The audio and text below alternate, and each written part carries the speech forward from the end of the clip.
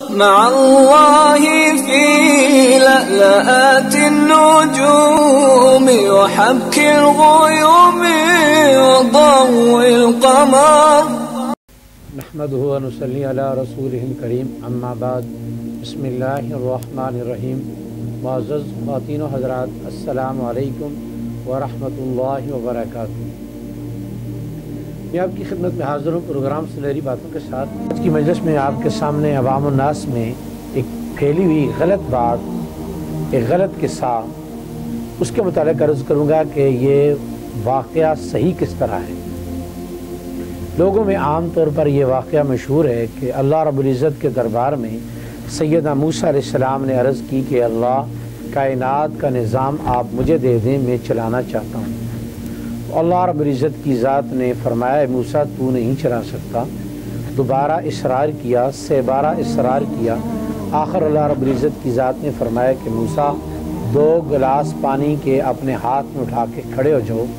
موسیٰ علیہ السلام کھڑے رہے یہاں تک کہ ان پر نیند غالب آئی، دونوں گر گئے.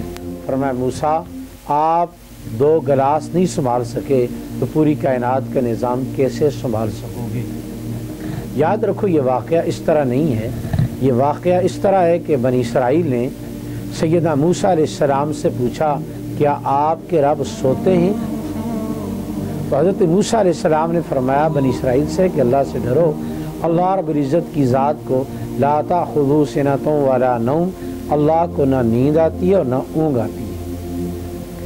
اس پر اللہ رب العزت کی ذات نے فرمایا اے میرے موسیٰ، آپ اس طرح کریں کہ رات کے وقت 2 شیشے کے گلاس لے کر کھڑے ہو جائیں. موسیٰ علیہ السلام کھڑے ہو گئے. جب تہائی رات گزر گئی، موسیٰ علیہ السلام کو اونگ آئی اور آپ نیچے گر پڑے، اور آپ نے گرتے ہوئے بھی دونوں گلاسوں کو تھام لیا. اس کے جب رات کا آخری حصہ گزرا تو حضرت موسیٰ علیہ السلام پر نیند کا غلبہ ہوا. اس غلبے کی وجہ سے ان کے ہاتھ سے دونوں گلاس گر کے ٹوٹ گئے. اللہ رب العزت کی ذات نے فرمایا اے موسیٰ، آپ کے سونے سے شیشے کے 2 گلاس آپ کے ہاتھ سے ٹوٹ کے ختم ہو گئے.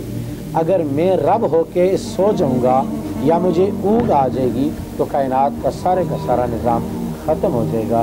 اسی لیے اللہ رب العزت کی ذات نے قرآن مجید میں آیت الکرسی میں فرمایا لا تأخذہ سنۃ ولا نوم، کہ اللہ رب العزت کی ذات کو نہ اونگ آتی ہے نہ نیند آتی ہے.